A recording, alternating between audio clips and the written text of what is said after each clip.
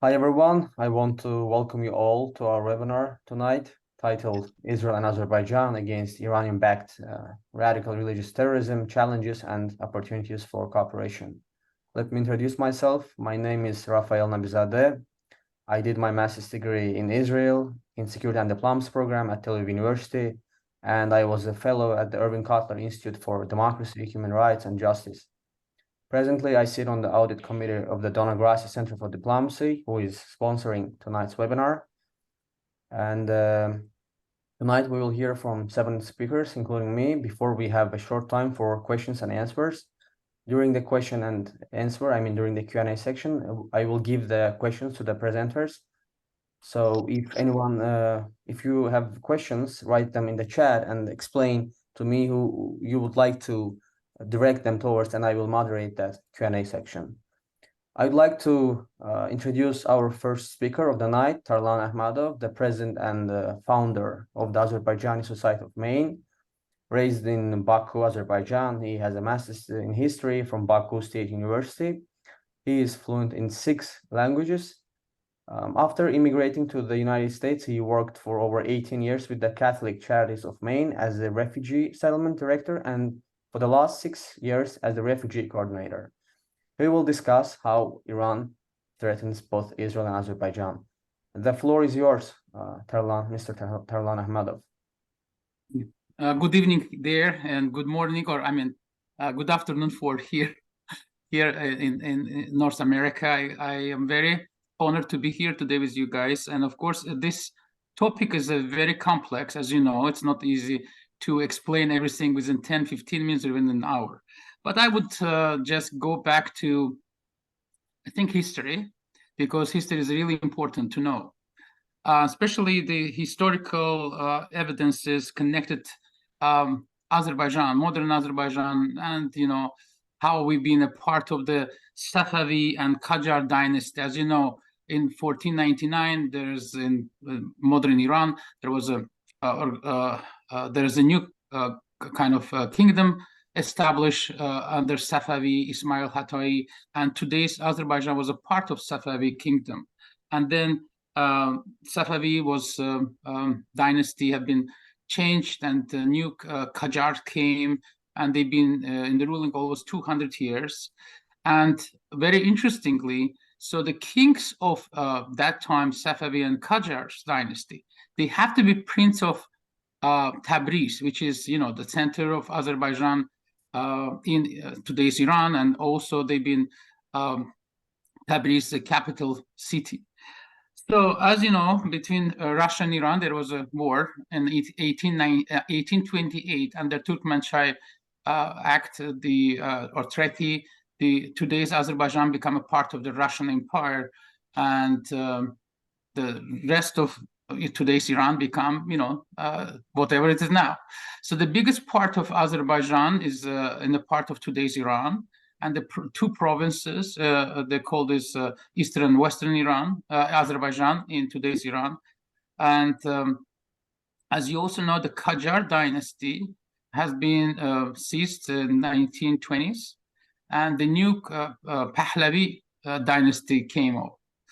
It's very interestingly to see the discrimination and Iranization or Persification of all these minorities.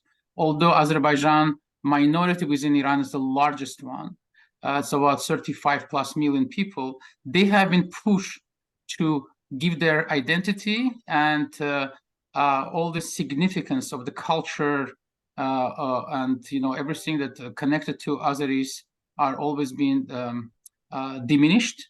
The same rules, it's like under the Pahlavi came to the new republic in 1979 when the Iran become Islamic, after Islamic Revolution become Islamic Republic of Iran.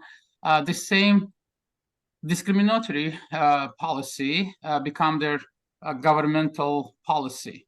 Not only, discriminating the ethnic, of course, minorities, but also religious minorities of Jews, of course, others, small Baha'is and the Christians and so on. But this Iranian policy, which is we see last 40 plus years, is not only concentrating and focusing on just controlling their own country, but also building the regional power, which we can call government-sponsored terrorism, which was the first thing, of course, again, Israel and many other countries. And the threat is coming huge the last 20 years. So, of course, we see all these fights, and Iran has, with Iraq, and then influence that Iran got lately when Obama administration give up with some, their influence in Iraq and so on, in Syria specifically. So we see Iran become so powerful in terms of this regionally, and having the specific terrorism and all this against to Israel. And in this part, of course, Azerbaijan become a very important part of this all their governmental terrorism, and also threat to the regional security. So we see, of course, Iran specifically was supporting Armenia in all this territorial claim against Azerbaijan. Of course, the Armenia occupied Azerbaijan territory 20% over the last about 30 years. And Iran was one of the sponsoring and supportive to Armenia with the money, with weapons, and of course influence, and also giving them all the resources to support this occupation. But at the same time, they also blaming Azerbaijan being pro-Israeli and building the relationship. So the last 30 years, of course, with the presidency of Heydar Aliyev, our national leader, and then Ilham Aliyev, this support to Israel and bilateral connection between these two countries been only growing, which makes Iran so concerned. And this during we also see 2020, when we had the liberation of the Karabakh, the Iran was openly pro-Armenian, and also opened some routes for supporting Karabakh Armenians or separatist Armenians there with their weapons. And it was really obviously. And after 44 days, Iran clearly threatened territorial integrity of Azerbaijan, claiming that Azerbaijan is a former part of Iran. So, like going back for 200-300 years ago. And this, of course, specifically threatening, our integrity, our, the independency was not accepted. In Azerbaijan, also been very strong of resisting this push. Moreover, Azerbaijan, as you know, opened political presence in Israel, and in specifically embassy, which was like we all waited for many years, and that relationship become much more stronger than even before. Not only by selling the oil to Israel, about 40%, as you know, Israeli oil come from Azerbaijan and Kazakhstan, and plus, all this exchange of technology and support with military equipment to Azerbaijan army, and also instructions was really important. And we see this as very interestingly how it's all developing. But as you know, this terrorism in Iran and supported by government, it is really becomes not only obviously, but it's very blunt. So as you know, during this year, we had some assassination of our people in embassy. So the embassy was attacked in Tehran. And since that time, Azerbaijan closed embassy over there. So we also see the assassination, or attempt assassination to the Azerbaijan member of parliament. And we also see a huge spy network of Iranian spy in Azerbaijan against the Azerbaijan government and Israel. And then we also saw that attempt to some kind of assault and to the Israel embassy in Baku. So this is just a lot of going on in this context. So it is just we can say we are on the same boat, Azerbaijan and Israel, and Iran has a huge, of course, power to push both of these countries in a different ways. But I think in my kind of conclusion, I wanted to say being together in this for Israel and Azerbaijan is very important to stand against this governmental terror that is supported by government of Iran, and specifically also nuclear power that could be a part of the Iranian military, which will be threatened all this regional, and of course us as a neighbors there. And in my opinion, we all here in America, Azeris, in America, we are working very hard and also connected with the Jewish communities to support Jewish brothers and sisters, specifically what's happened right now in Gaza, and of course, all this killing of 1,400 Jews and Israelis in October 7th. It was like shocked all of us, but it was not surprising because we know that all these proxies of Iran are been ready for that for many, many years. They've been supported financially by the military equipment from Iran and their also allies. And this is a big, big regional threat and, of course, challenges. And hopefully we all will work together to overcome these challenges. And I only wish and support Israel to deal with this at the moment with all this in Gaza. I don't know. Did I do well, Rachel? No. Yes, very Any good. questions?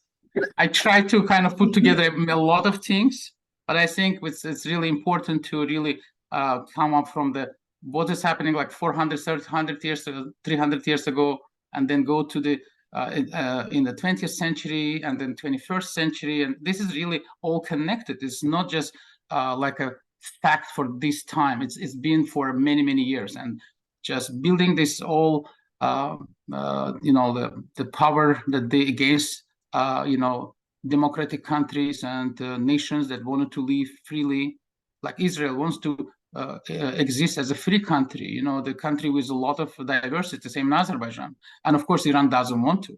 And Iran always see the southern Azeris who live 35 million as their threat for their, statehood. Although Azerbaijan never been asking for or claiming for any territorial or anything against Iran, it's always vice versa. Thank you. I hope it was something helpful. Mr. Tarlan, I would like to ask you a question if it's possible. Of course, Mr. Mordechai. To what degree Azerbaijani people in Iran are taking part in the Iranian makeup as people who are loyal to Iran? I wanted to tell you very interesting, Mr. Kedar. I've been living in Iran, working before I come to here. So I speak fluent Persian, and I worked as a contracting with consulate, doing some translations and working anyway. So I wanted to tell you in the very bottom line, we can see the people in this very Azerbaijani cities like Tabriz, Urmia, and Ardabil.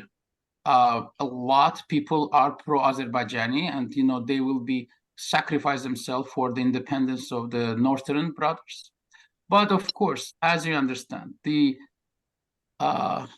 policy of Iranian government for the last 100+ years, when they've been diminishing all the cultural evidences or the significance of minorities, it is of course play a huge role. In some Iranians, they will call when I ask them, "What is your nationality?" "Oh, I'm Iranian." I said, "Okay, I know you're Iranian, but what's your ethnicity?"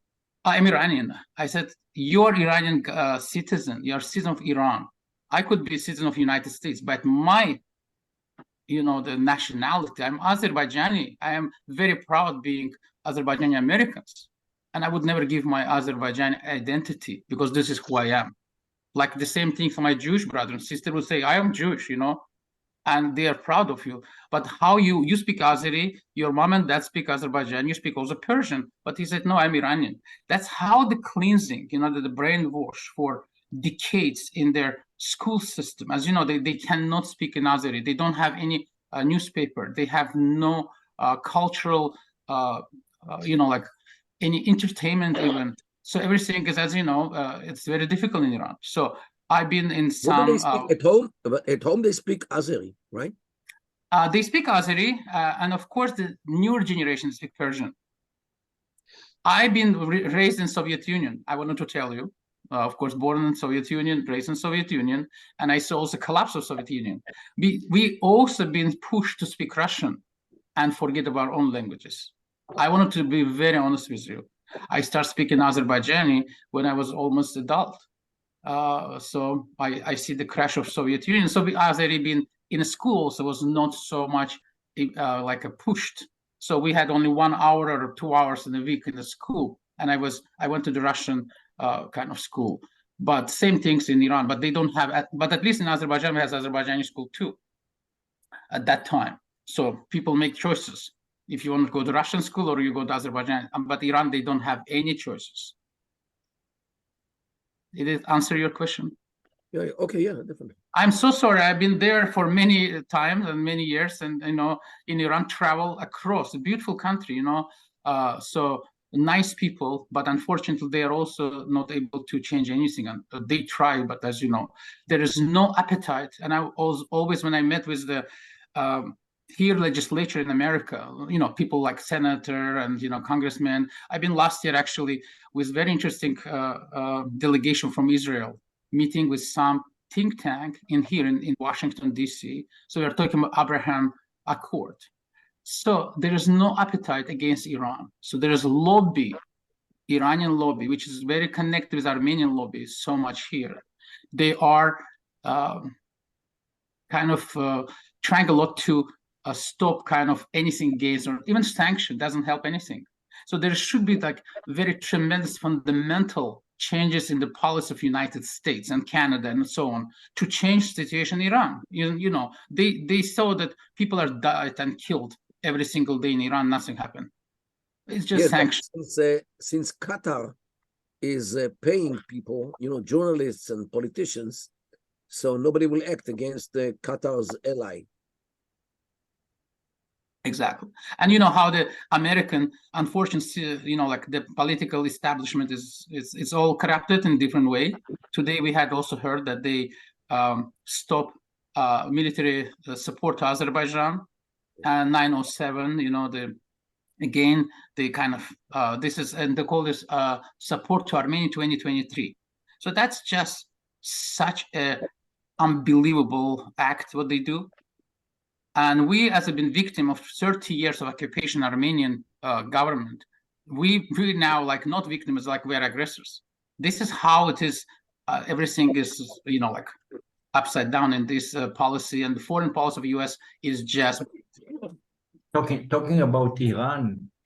Until 1979, we had an embassy in Tehran, I think with about 80 people working there during the Shah regime, and we had a good relationship.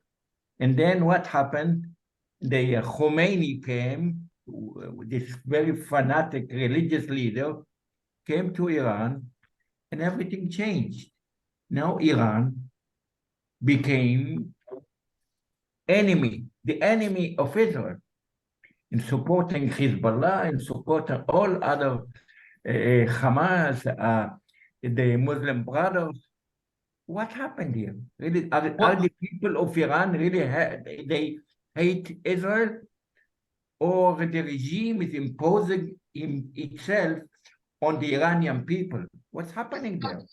It's the government, because since October 7th, I'm organizing demonstrations. Who's marching beside me? Iranian people here. every time Iranians for Israel. It's full over here.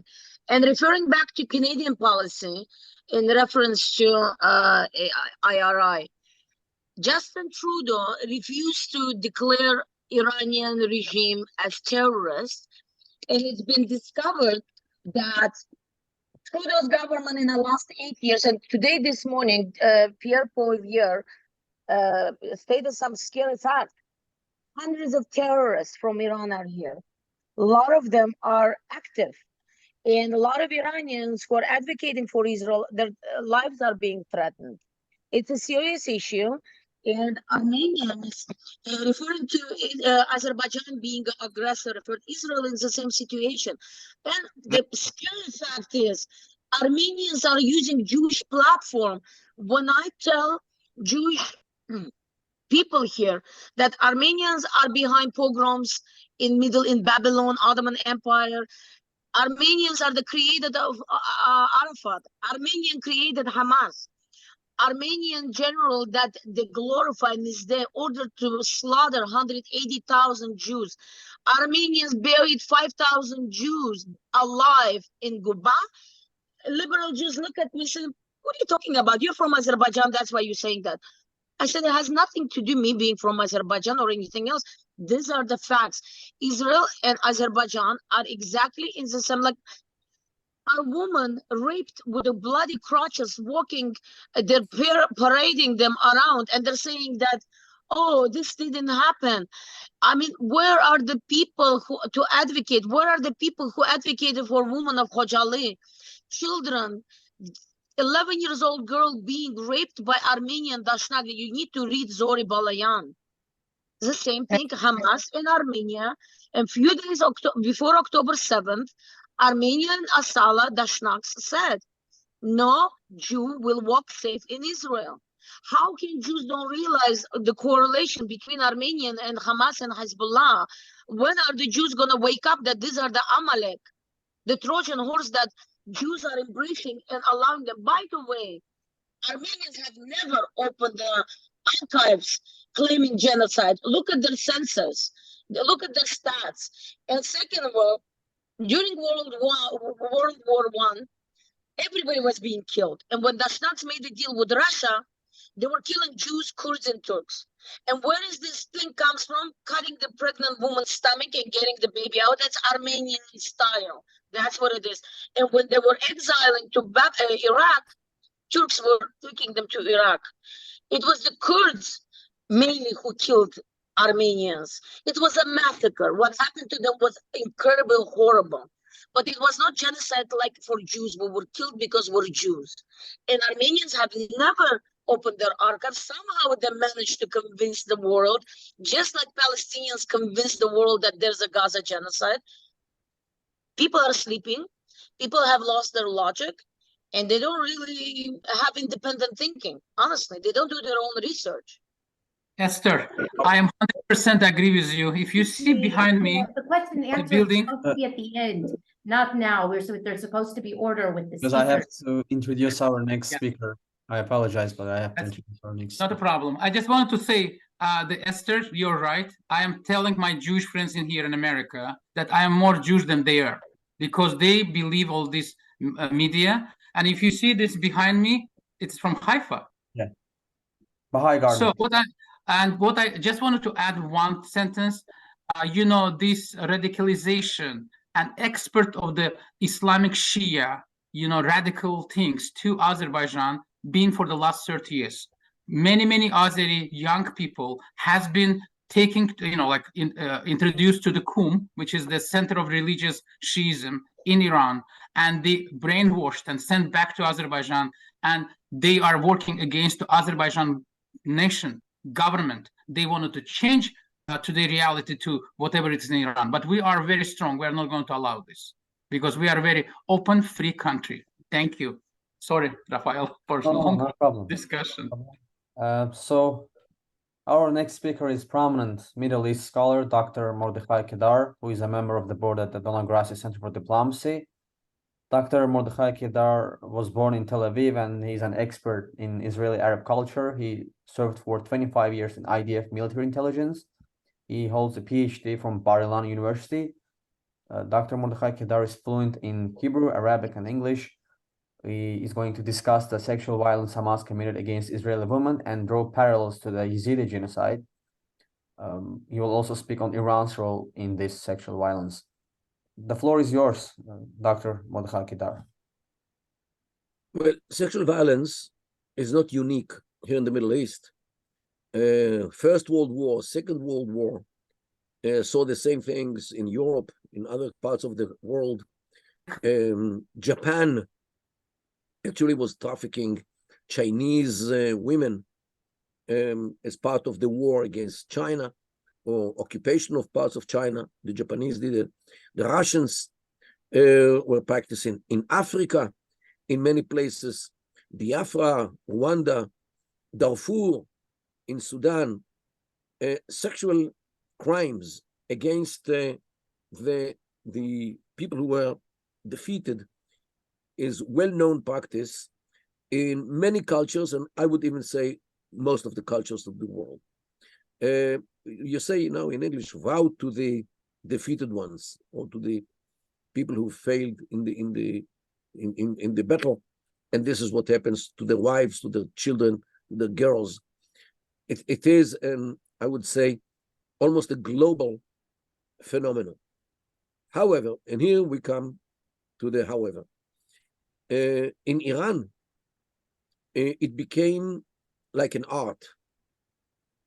First of all, we all remember the demonstration in 2009, where students burst to the street when the elections, the second elections of Ahmadinejad, he won the elections, although, according to all the polls, he would lose to Mousavi, who ran to presidency those days. And students burst to the streets because they didn't want Ahmadinejad again, because they thought that Mousavi would be much better. Kirby also was a candidate in those elections. So they ran to the streets in order to demonstrate, and the local authorities caught thousands of them from the students, and the boys were shot, not only in the head, but in other parts of the body, in order to maim them and to cripple them. But the girls were all raped in jail, and this was not even one of them remained virgin. And for, as you might know, the tradition in Iran is, you know, nobody is supposed to touch a lady until the wedding. And here, all of them were raped. And this was a big, big shame for the girls and for the families. But nobody could do anything because it was done by the government, or by the government officials, policemen, army people, Pasdaran actually, who did it in the camps which they were kept, and ever since then, until recently, until what happened with the Mahsa Amini, girls were very much afraid of demonstrating because they knew what might be their punishment as ladies who will be raped. In other cases, we also saw sheer violence against women, especially under the idea that they are not wearing the chador as they should. And only recently it happened again with another lady from Kurdistan. I forgot her name. So this is the violence against women is something which became systemic in Iran, especially in order to humiliate, in order to maim, in order finally to kill them as violators of the law, which is viewed as sacred in Iran. You see the same thing happens also with the Iranian-supported regime in Syria. The Assad regime systematically, since the what was called the Arab Spring started in March of 2011, the Syrian regime deliberately aims at humiliating girls and women by raping them, and the soldiers of the government are doing it very, very willingly, because this is a way to enjoy life, already having the goodies of heaven already in this world. And you see it again, and they are supported heavily by the Iranian regime. And don't forget that the kind of regime in Syria, representing the Alawi minority, which is a very powerful one, although it's small, yet it was empowered by the French mandate already in the 30s and the 40s, until France withdrew from Syria in 1943. So these Alawis became actually the fighters in the army, in the police, in the intelligence especially, and they took the country over in Syria in 1966, the military Ba'ath revolution, and ever since then they do the same thing to others. And everybody knows that's what they do to girls and women of the people who they hate. And they hate most of the Syrians, because most of the Syrians hate them. And wherever you go, and now what happened with Hamas, which also was supported by Iran, and the way they raped the girls in near Gaza when they on October 7th, the same picture, the same issue, the same willing to humiliate the others in order to prove to everyone that they are the superior and they are above everything. No, they don't care about the international law. They don't care about human rights. They don't care about women's rights. They don't care about any other people's rights, because they consider themselves to be superior and all the others are inferior. So sexual crimes, by the way, in Yemen as well, you see the Houthis do the same thing to the women and girls of the government, supporting the population in Yemen. You see exactly the same thing. And of course in Iraq, you see it on right, left, and center, that girls and women are being raped by the Iranian militias, who actually turned it into an art, how to do it.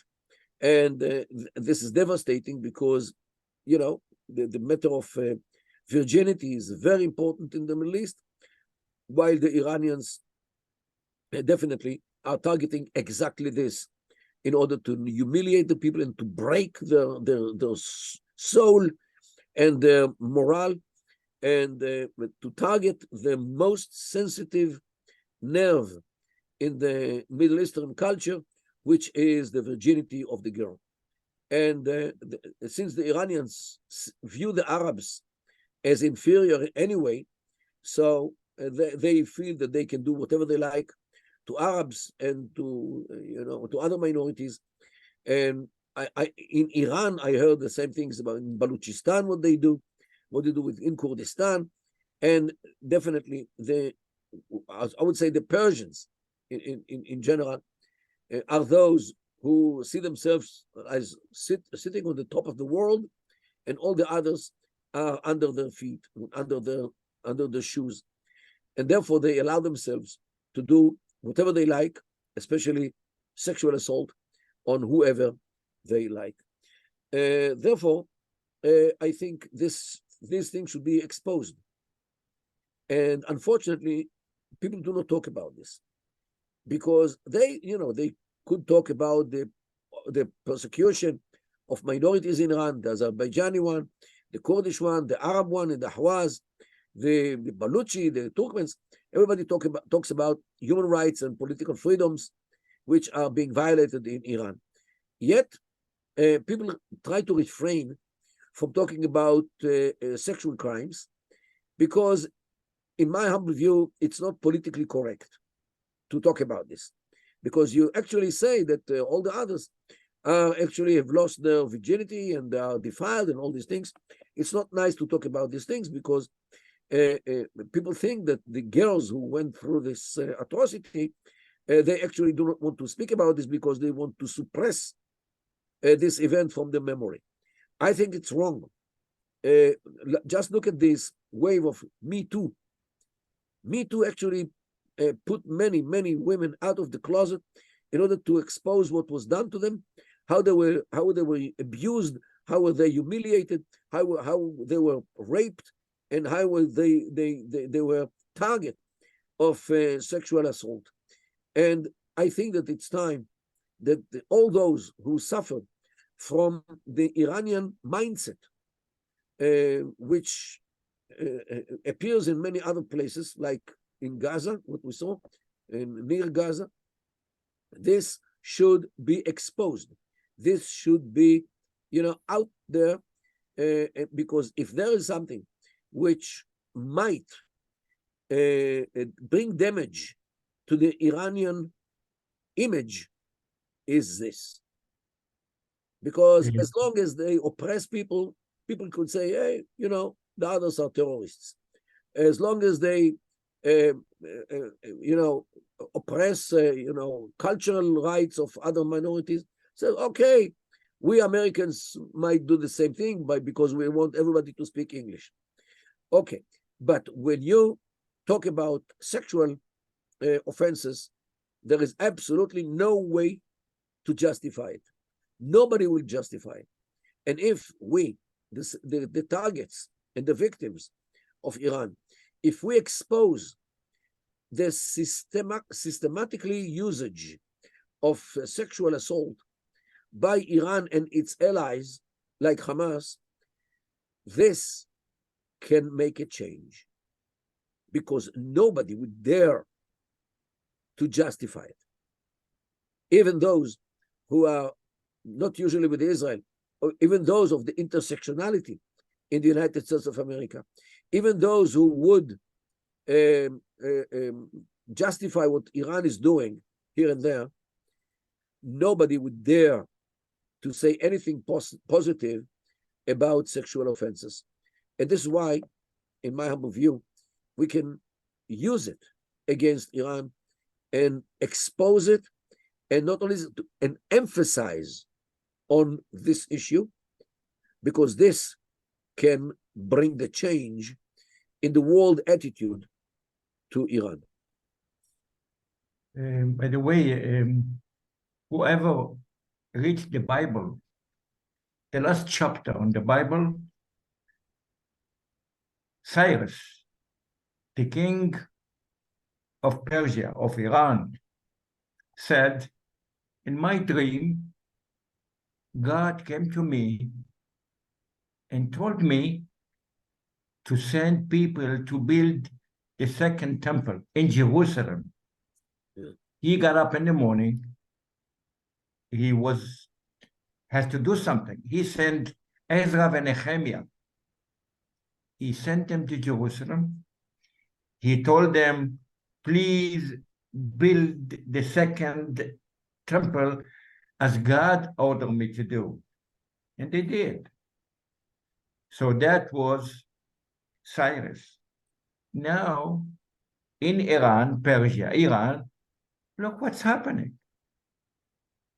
Rafsanjani was the president of Iran.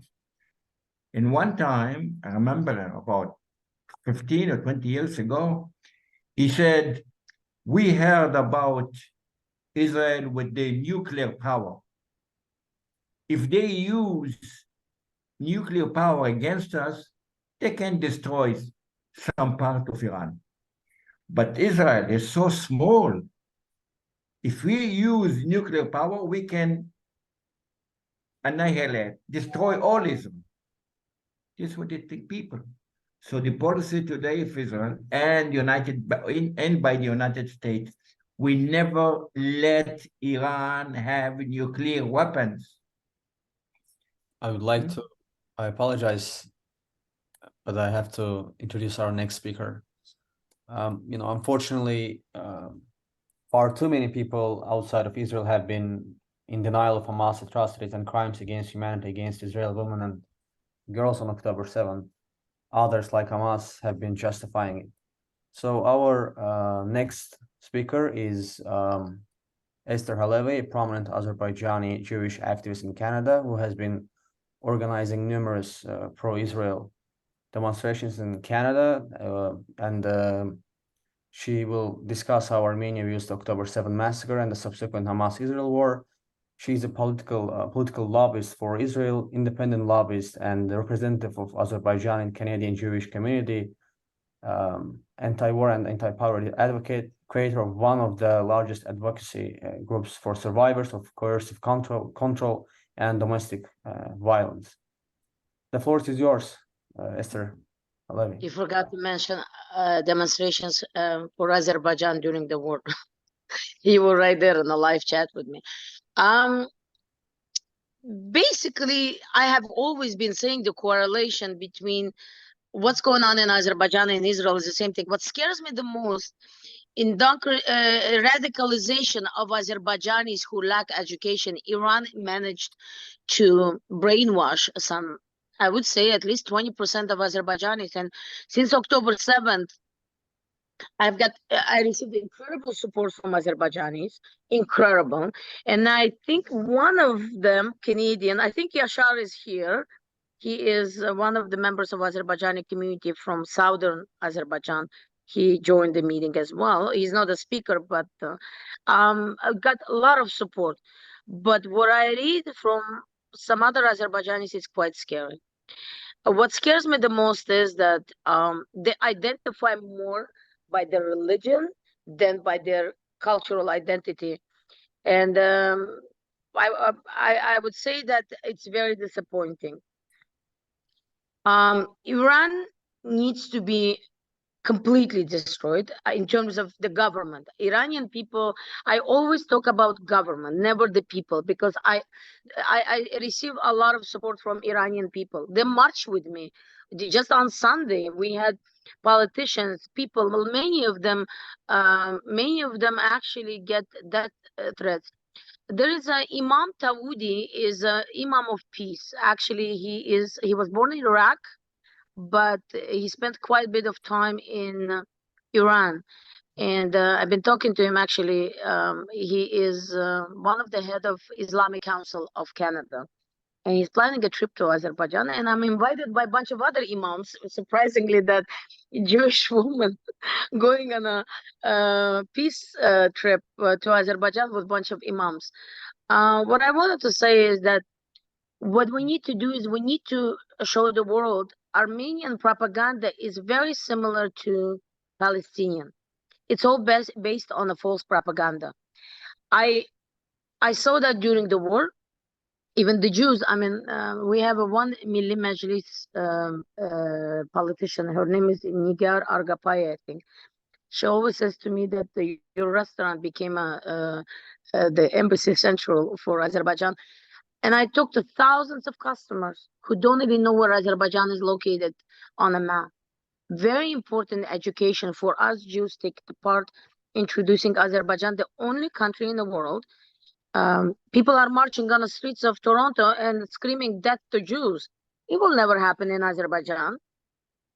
It will never happen in Azerbaijan. What's happening in New York University of Toronto, where the Jewish students cannot go to school because they're scared, will never happen in Azerbaijan. We as Jews are obligated to take a center stage and talk about Azerbaijan and Armenian conflict as well, because what I hear about what Armenians are saying here, the genocide in Azerbaijan against Armenians, I want to shake my hands, but it's the same thing is happening with Israel. They're saying genocide in Gaza. How about the genocide? The 1,400 people that were killed in Israel, it was solely because they're Jewish. Solely because they're Jewish.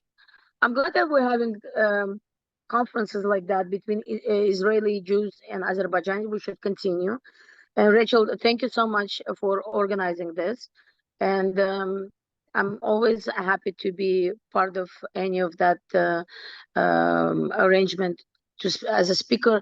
And Dr. Kedar, it's always a pleasure to be on the same panel with you. You're mute. You need, you put the speaker on, I think he's talking. Dr. Kedar, Turn on your microphone. I think you're talking and your Please microphone. unmute yourself, Dr. Mordechai Kedar. I think his microphone is off.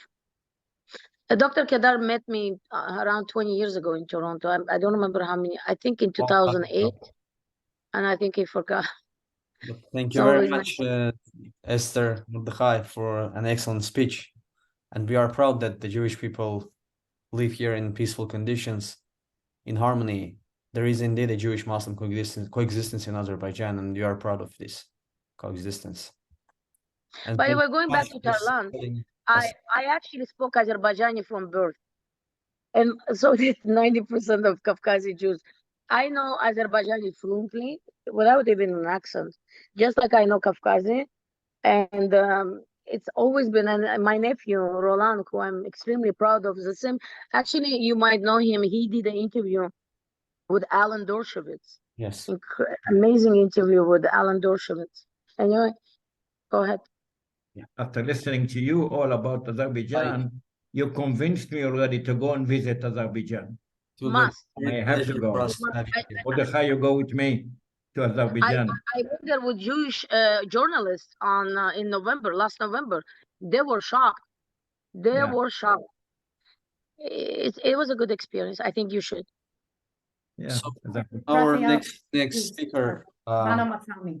is Manan Sami, an international Hello. advisor to the European Parliament on many issues, gender equality and the right against radical Islam, who also writes about many issues for Europa blog. She's an expert on climate change, the Arab Spring, and gender equality. She worked as a translator for human rights organizations in Brussels and partook in the struggle against religious extremism and anti-Semitism in France. She's a project partner at UNESCO on environmental issues since 2019. She has been an active member of the Liberal Party in Belgium since 2010 and a candidate in the regional elections in Brussels in May 2019. She partook in an EU delegation to Israel in October 2019, together with other young European leaders engaged in peace and dialogue in the Middle East, who also are fighting against anti-Semitism and hate speech in Europe. She also partook in a female leaders delegation to the US Congress in July 2022 to promote female leadership in the Middle East and the fight against extremism. She has been organizing conferences at the European Parliament, Liberal Party in Belgium, and demonstrations since 2019. She was a speaker at the UN in discussions about women's rights and female leadership in Afghanistan, Bangladesh, Pakistan, Yemen, Egypt, Turkey, Tunisia, Niger, and Iran. She has been awarded for human rights activism and was appointed an ambassador for her struggle against hate speech. In 2021, she was elected president of the Liberal Women section in Brussels and founded the European Association for the Defense of Minorities. She is going to discuss how Iran is spreading terror throughout the Middle East and Europe and why we should build an international coalition against the Iranian regime. The floor is yours, Thank you. Thank you very much, Raphael. Thank you, Rachel. And I would like also to thank all the speakers and mainly Dr. Mordechai. We had the pleasure and the honor to have him in the European Parliament a few months ago to speak again about Iran and the Women Life Freedom Movement. So I'm really honored to join this discussion, and I want to answer Esther about my background. So I'm Tunisian and Belgian.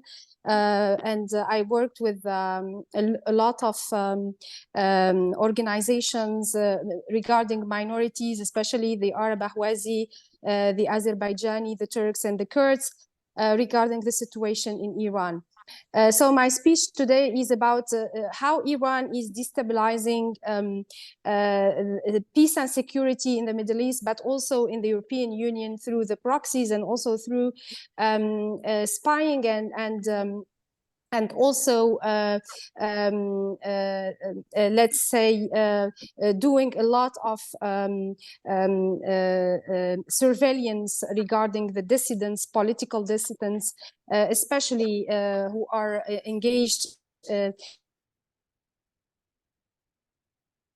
let's say, groups in Iran to defend human rights, but also women's rights and minorities' rights.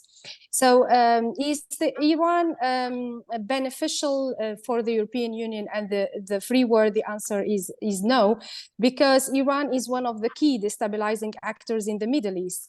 You can find its footprint in terrorist organizations in the Middle East, but also in Europe, like Ukraine. What happened with the war in Ukraine is that a lot of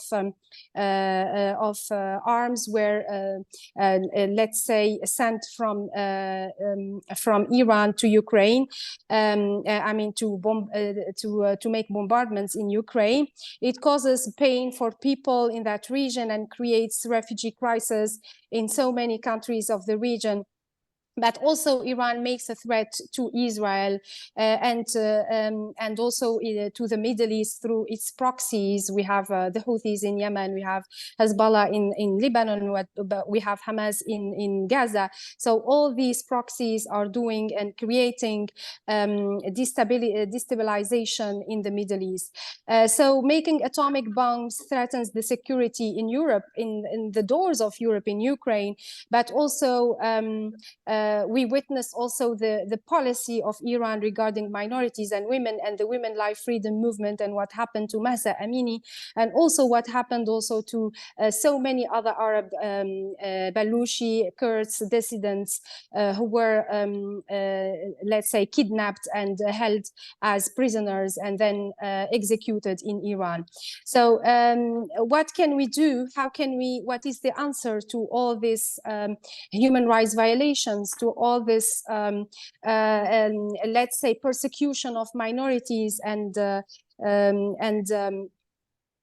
dissidents, political dissidents, and human rights activists, as well as journalists? The answer is supporting this democratic group, supporting groups among the opposition, and mainly the Azerbaijani minority, or the non-Persian populations. We use the word minority, but we know that what Europe and the US and the international community don't know is that these populations make up more than 70% of the population of Iran, and we have the largest minority, Azerbaijani minority or population. And there were protesters, a lot of protesters and demonstrations in the Azerbaijani region of Iran, emphasizing on the opposition to dictatorship, demanding democracy, equal rights, and also political representation. Azerbaijanis, along with Baluch, Arabs, and Kurds, are denied their rights to be represented in the parliament, are denied their rights to be equal citizens, are denied their rights to have equal rights, and also to learn their own language, to perform their own culture. So they are really as you said, it's a majority, is not a minority, but we are using this word just to explain that they are a population which are represented as a minority by the regime, but they are not. So the Republic, the Islamic Republic of Iran, has always put the non-Persian population in a second class as citizens, and they suffered from trauma for years. And despite this oppression, Azerbaijanis organized themselves in the last 30 years outside and inside Iran, and they have human rights organizations, political parties, TV channels, media. And they also joined the movement of women life freedom. They organized demonstrations in different cities, in Brussels and in Germany, in Europe. So I believe that what Europe should do is to support democracy in Iran, to support these voices, to support human rights, and support women's gender equality, women's rights, because the movement of women life freedom and the death of Mahsa Amini was like a reminder that the regime hates not only women but also women of different non-Persian descent, like Mahsa Amini, and women coming from different backgrounds who are denied their rights to be represented in the parliament, to be represented in the media, to be represented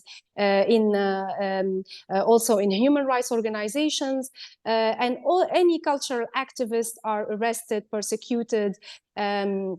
What Europe did was really a recognition of this movement. The Sakharov Prize was really an honor for the Iranian people, and mainly what Narges Mohammadi had also in UN. It's really a recognition that this movement is important, and that the international community should support this movement, and that they should fight against this terrorist regime, and fight against the militia in Yemen, in Lebanon, in Gaza, everywhere, because unfortunately political dissidents are not safe. In Europe, they are European citizens, but they are kidnapped, they are targeted, and they are sometimes killed.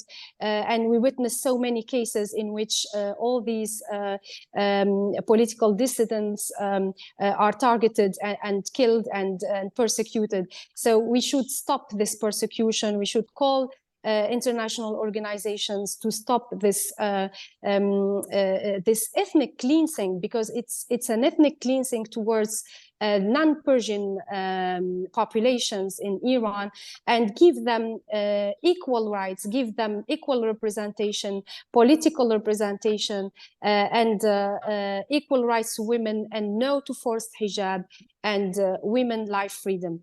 Thank you very much, and I remain at your entire disposal for any questions. Thank you. Chazaku Baruch.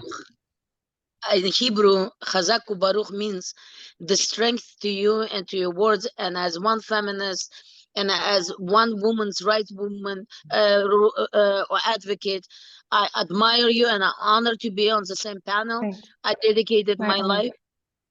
I dedicated my life to advocate for survivors of coercive control and domestic violence, and especially for the plight of Iranian women, Kurdish, Azerbaijani, Persian, everyone. I stand right with you, and thank you so much for this incredible speech. My pleasure. Thank you so much for your speech, and thank you for your words. I number you as well, because I'm about to organize a woman march. Thousands of women in Toronto. Yeah, I will be there. I will be there. If you organize anything, you have all my support. It's going to be Persians, everybody, Kurdish, everyone is going to come. Thank you so much. Thank you for this initiative. I'm going to introduce our next speaker. He's a former Israel consul to Miami, the former Israel consul general to Chicago, and the former deputy mayor of Netanya, Dr. Yitzhak Ben-Gad, who is an Orientalist and diplomat. He's also a scholar who is the author of Politics, Lies, and Videotapes, The Roadmap to Nowhere, and a number of the other books in Hebrew. He's fluent in English, Hebrew, and Arabic. He will speak about how October 7 parallels September 11 for Israelis and how it differs, and the Iranian role in this massacre.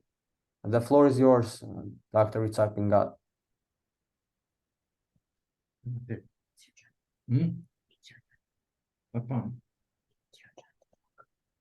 Talk about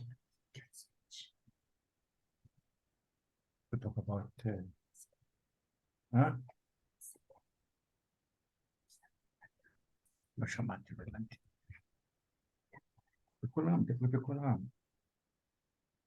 מה?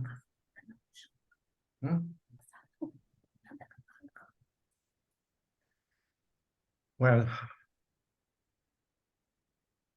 as the Consul General of Israel, as you said, first time in Miami, and then in Chicago, I had to meet so much Arab propaganda against us. We have to remember there are 21 Arab states 21 Arab states in territory. They are 600 times the size of Israel. They are twice the size of the United States. In Israel, it's the size of New Jersey, not one of the biggest states in America. So talking now about what to do with these people.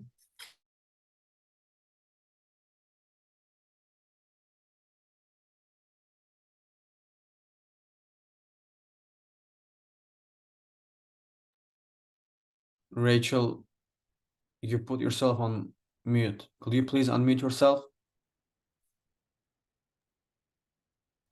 So why don't you accept your own brothers? They're Arabs like you. They believe in Muhammad. They're Muslims like you. Nobody wants them, these people. Nobody wants them. They are provocative. They are fanatic. We saw them what happened on October 7th. They're fanatic. People don't want them. Now, we have peace with Jordan, with Egypt, with Saudi, with the Emirate, with Morocco, with Sudan, with Bahrain, but none of them would be willing to accept these people, and they are there in Gaza like sardines, one over the other. And look what they did to us. Now, millions and hundreds of millions of dollars went to Gaza. And the Hamas, instead of using this money to build homes, to build their factories, to build the cultural centers, they used to build tunnels. Tunnels in order what? To fight Israel. And we saw the results on October 7th this year. I mean, when I think of it, I said, Makore, what's happening here with these fanatic people? And the policy of Israel today is, one, to destroy the Hamas, like Amalek, and two, to release all the hostages. So, this one. Two, we have to remember that, Yasser Arafat, what's his name? Abu Mazen goes everywhere with the maps to show us the map. Okay. In 1947, the United Nations, 29th of November, decided to establish a Jewish state. Okay. And the borders of Israel then was really ridiculous. No country can defend these ridiculous borders. They started the war, and Israel captured more territory. They're asking now, go back to that decision. Wait a minute, the wheels of history don't go back. They go Kadima, ahead. In 1967, by the way, the PLO, one time we just said the PLO does not want peace. They want Israel piece by piece. They were established in 1964. No Palestinian spoke about the Palestinian state. What they had in the PLO is to fight Israel. And in 1967, again, the war, broke out, and Israel captured Judean Samaria, the whole Sinai, and the Golan Heights. Again, Arabs say, go back. But the wheels of history don't go back. They go ahead, So the problem with these people, with the Palestinians, either in Judea and Samaria or in Gaza, they have to understand, Israel is there to stay forever and ever.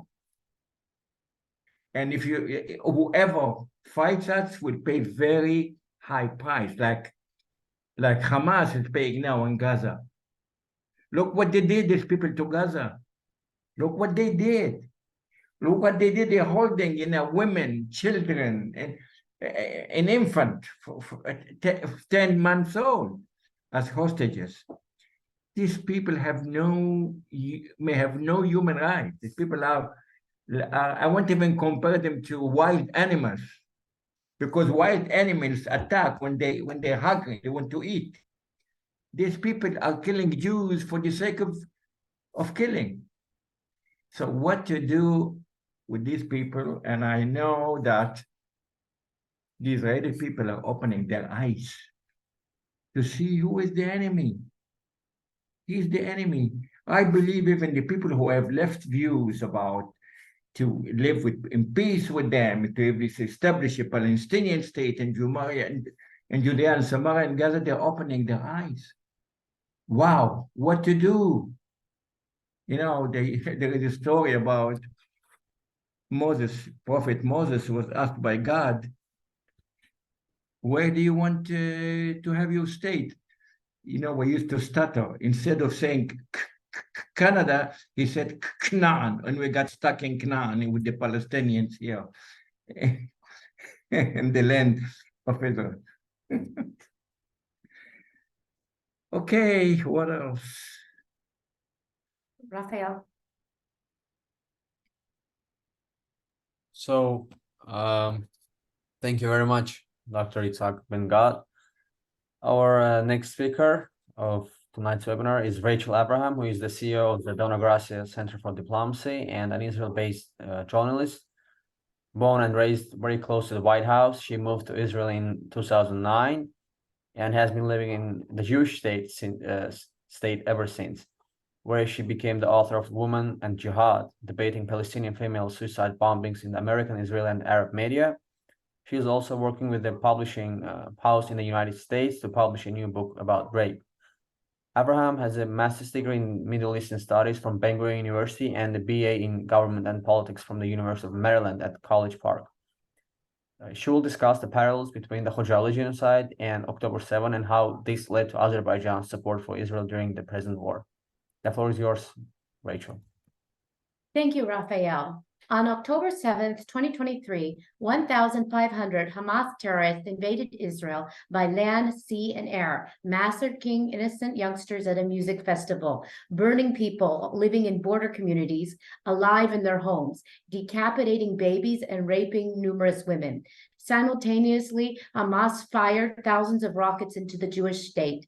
Israeli forensic experts have already confirmed that Hamas is guilty of rape, torture, murder, and other grave crimes against humanity. As of today, more than 1,400 Israelis have been killed, over 5,000 have been wounded, and over 200 are held hostage by Hamas in Gaza following the October 7th massacre, which Yotam Politzer, the CEO of Israel Aid, a prominent humanitarian aid organization, compared to the Yazidi genocide in an Ezra Netanya Zoom lecture. Local Israeli media has documented countless instances of rape on October 7th. It is very hard to forget the images of 19-year-old Nama Levy being forced into a jeep by Palestinian terrorists with blood flowing between her legs, an indication that she was raped. One survivor of the Supernova Music Festival massacre told the Jerusalem Post about the rape and murder of her friend. As I am hiding, I see in the corner of my eyes that a terrorist is raping her. She was alive beforehand. She stood on her feet, bleeding from her back. But then the situation was that he was pulling her hair. She had long brown hair. As one survivor of the Rape Music Festival massacre told Tablet, women were raped next to the dead bodies of their friends. Another survivor told Haaretz of a gang rape on October 7th. They bent someone over. I realized he was raping her and passing her on to someone else in uniform. The terrorist is then said to have shot her in the head and then mutilated her body. More recently, the Israel police has started to collect the testimony of survivors, documenting how Hamas massacred, raped, and tortured en masse. Itzik Itai, who leads the emergency responders, told the Jewish Chronicle, in one house, there was a couple tied to each other with their clothes down, and you could see definitely that the women underwent rape.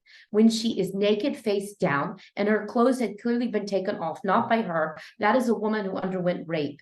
Nevertheless, despite the clear evidence that rape, torture, and other crimes against humanity occurred on the October 7th massacre, there are those who are already beginning to deny the magnitude of what happened, just as far too many deny the Holocaust. The deniers are or justifying what happened based on Israel's conduct toward the Palestinians, or they are saying these people were just killed in an exchange of fire between the IDF and the Palestinians, and no rape, torture, mutilation, and other crimes against humanity took place. Meanwhile, Hamas has threatened to wage more and more October 7th and routinely calls for the obliteration of the state of Israel, which makes one ponder whether it's more correct to refer to the October 7th massacre as a genocide. After all, as Dr. Mordechai Kadar would argue, there are many parallels to what ISIS did to the Yazidis and what Hamas did to the Jewish people on October 7th. I must stress that this is not the first time that a great genocide took place, and there are people who denied what happened. During the Khojaly genocide, 613 innocent Azerbaijani men, women, and children were massacred in one day. Rabbi Israel Baruch wrote in Khojaly, A Crime Against Humanity, 1,275 people were taken hostage. The fate of 150 people remains unknown to this day. Over the course of the tragedy, 487 inhabitants of Khojaly were severely maimed, including 76 children. 6 Khojaly families were completely wiped out, 26 children lost to both parents, and 130 children lost to one of their parents. Of those who perished, 56 people were killed with particular cruelty, burning alive, scalping, beheading, gouging out of the eyes, and bayoneting the pregnant women in the abominum. However, Khojaly was more than just a horrific massacre, as Article 2 of the United Nations Convention on the Prevention of Genocide and the Punishment of the Crime of Genocide defines genocide as any of the following acts committed with the intent to destroy in whole or in part a national, ethnic, racial, or religious group, killing members of that group, causing serious bodily or mental harm to the members of the group, deliberately inflicting on the group conditions of life calculated to bring about its physical destruction in whole or in part, imposing measures intended to prevent births within the group, the forceful transferring children to the group to another group. Serge Shazian, who was the military commander of the Armenian forces in Karabakh up until 1992, proclaimed in an interview with a Western journalist, before Khojaly, the Azerbaijanis thought they were joking with us. They thought the Armenians were not people that could raise their hand against the civilian population. We needed to put a stop to that, and that is what we did. In France, he actually admitted to perpetuating the Khojaly genocide. This right here shows a premeditated intent to murder part of the Azerbaijani population. Shamel Sabaroglu, chairman of the Association for the Recognition of the Khojaly Genocide, told the author of Khojaly, Witness of a War Crime, Tail Hidorov, the population of Khojaly had been about 7,000, but at the time of the tragedy, there was only 3,000 there, as many had left. This means that almost 1 in 3 suffered physically. Remember, many more were injured in some way. 1,275 people were initially taken as prisoner. Some were returned. There is unofficial information that prisoners were taken to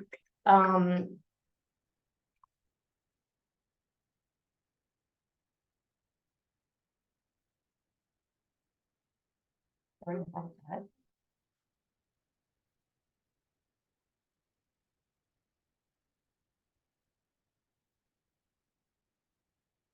There is unofficial information that prisoners were taken to Armenia, then on to Libya and Syria, where their organs were sold.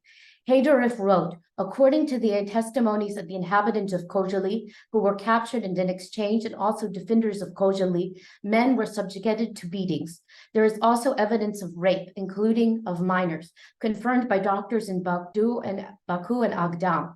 Azerbaijan has said that as many as 1,000 refugees were killed as they tried to flee. Others froze to death in the bitter cold winter or starved. Literally, the Armenians created conditions so that the residents of Khojaly would perish and would have no chance of survival.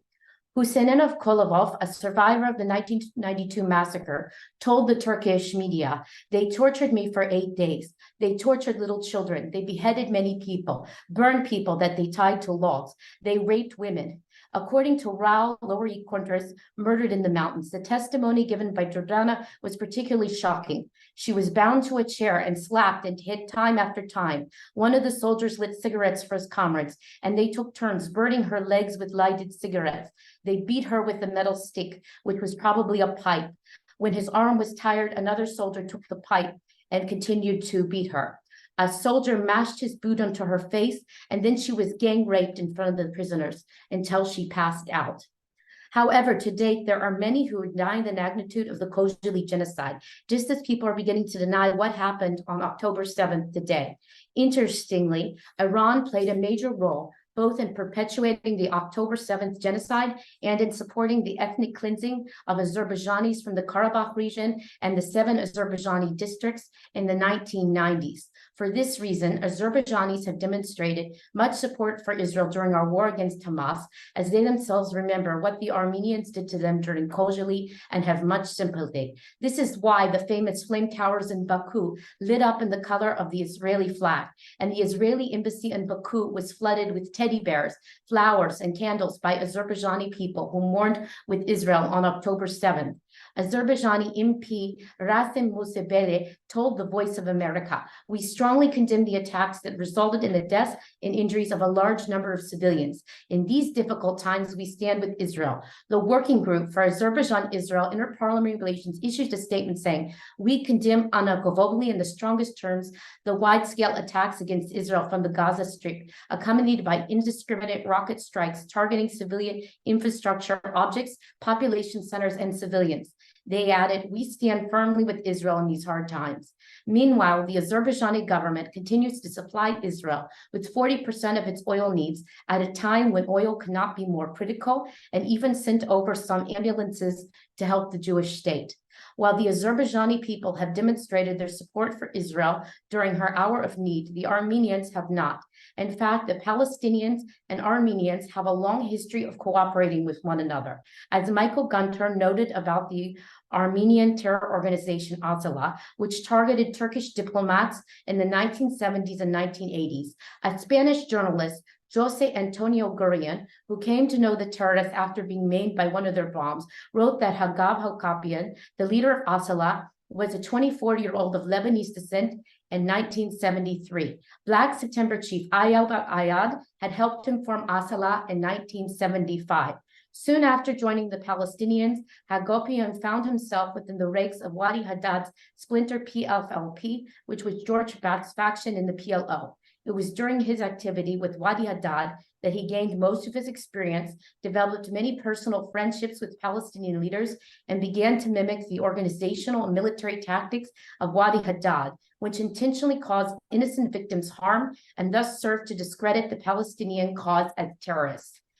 More recently, Armenian radio referred to the Hamas terrorists as militants, while the Armenian Weekly engaged in even more anti-Israel rhetoric. According to the Armenian Weekly article titled "How the Military Escalation in Gaza Could Impact the South Caucasus," on October 7, 2023, Palestinian Islamist militant group Hamas launched Operation Al-Aqsa Flood, aiming to destroy the Israeli army positions near Gaza and capture as many soldiers as possible in order to exchange them with the almost 7,000 Palestinians detained in Israeli prisons. The operation created a shockwave in Israeli society, killing more than 1,000 soldiers and civilians. As a result, Israelis started indiscriminately bombing Gaza, killing civilians and threatening ethnic cleansing through a land invasion. The danger that the escalation will turn into a regional conflict involving Iran and Hezbollah is high. Such a step would surely have devastating consequences for the region and a domino effect beyond the Middle East. Another article in the Armenian Weekly titled "Why is the U.S. government so vigilant about Israel but not Armenia?" even explains why the Armenians lack so much sympathy for the innocent victims of southern Israel who are massacred, mutilated, raped, and tortured in the cruelest and most barbaric manner possible. Understandably, most Armenians are furious at the Israeli government for permitting its arms manufacturers to provide 60% of Azerbaijan's advanced weapons. However, they are not even able to show minimum level of sympathy for the innocent civilians of Israel who suffered the worst massacre in their nation's history. As you can see, the Armenians delegitimize what happened here as well. For this reason, as an Israeli, I do everything to support Azerbaijan because they do everything to support Israel, while the Armenians clearly do not. Thank you. Thank you very much, Rachel. Thank you, Rachel. Thank you, Rachel. And you know that I'm the moderator and also the last speaker of tonight's webinar. Rachel, should I introduce myself again? Everyone knows who you are by now, Raphael. So I will speak briefly about the Jewish-Muslim coexistence in Azerbaijan. In March 2023, Azerbaijan opened an embassy in Israel for the first time, bringing years of prospering security, economic, and tourist relations between the countries to a new high. You know, for some, the friendship between Israel and Azerbaijan and the Shiite neighbor of Iran is a surprise. Not for me. I am a secular Shiite Muslim from Azerbaijan, and since my childhood, I have been interested in Jewish history, traditions, and culture. My affection for Judaism reflects a deeply rooted tradition in my country. Our Jewish community comprises Ashkenazi, Georgian, and Mountain Caucasian Jews and has existed for thousands of years. We are an example of Jewish-Muslim coexistence. The country has always been proud of this heritage, promoting equality and tolerance among all faiths, and enabling the Jewish community to thrive and prosper in ways unfamiliar to other parts of the Muslim world. It is common for us, for Azerbaijanis, to celebrate holidays together. Non-Jews attend Seder meals, while Jews attend Easter and Nowruz celebrations. I took part in numerous Jewish holiday celebrations held in both Ashkenazi and Mountain Jewish synagogues. For example, in December of 2021, I joined other non-Jewish Azeri guests in Hanukkah celebrations in Baku, led by Chief Ashkenazi Rabbi Shinyor Segal. You know, we prayed together and lit the candles of the menorah. Rabbi Segal also hosted me for a Shabbat dinner at the synagogue in Baku. And when he poured kosher wine for me to drink, I kindly declined, reminding him gently that I am a Muslim. But he quipped by saying that when a rabbi pours it, you cannot refuse, and I drank. The day before Azerbaijan opened an embassy in Israel, one of my friends, a mountain Jew from Red Town, called to congratulate me on the occasion. He told me that local Islamic leaders presented him with an award for helping build a mosque in a nearby town. The Muslim community had been unable to complete the construction due to financial and technical difficulties. However, over the course of 2 months, he was able to raise funds and secure the necessary permits to get construction started again. When I called a Shiite Azeri friend to set a time to meet during my visit home to Baku in summer of the current year, he told me he wouldn't make it. The reason: he was busy meeting with the leadership of a local synagogue about raising funds to build a mikvah for the community. Such is coexistence in Azerbaijan, communities helping each other and combining their efforts, intellect, and kindness. Iran, Azerbaijan's southern neighbor and another predominantly Shiite Muslim nation, aims to wipe the state of the Jews off the map and treats Iranian Jews as second-class citizens. This is a far cry from Azeri realities. And I have to also mention this, that unlike in Europe and America, synagogues in Azerbaijan have no security and their doors remain unlocked even at night. There is no reason to fear thieves, let alone anti-Semitic bigots. Jewish people, Jewish men can proudly walk in the streets of Baku wearing a kippah or a Star of David necklace without the risk of being attacked. Jews who have, come to think of Shiite Islam as an enemy should keep in mind the existence of a secular Shiite nation where Jewish life is welcomed and protected, and where Israel finds a trusted friend. I'd like to also speak very shortly about Azerbaijan and Israel and why we have to cooperate in the face of the Iranian threat.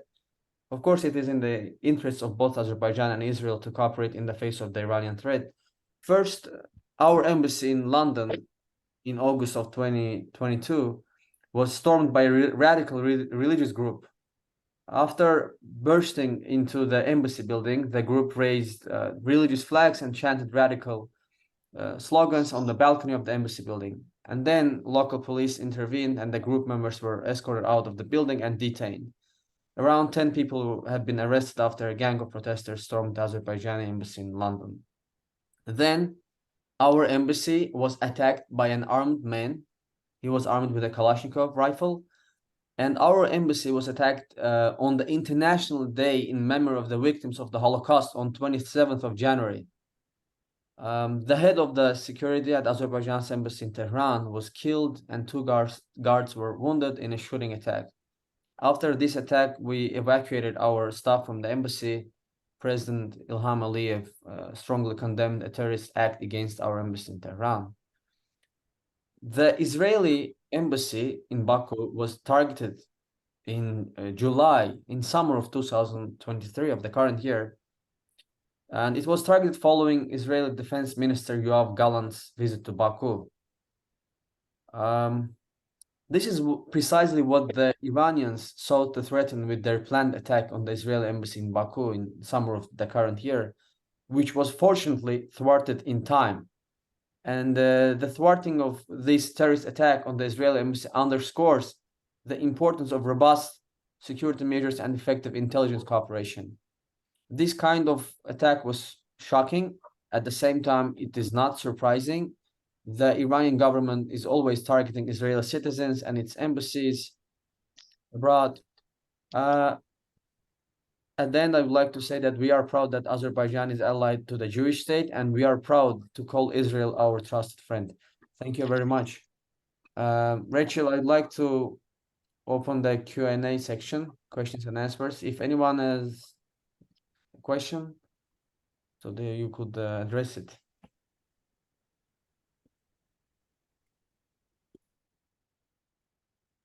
Does anyone have a question? Yeah, go ahead. Does anyone have a question?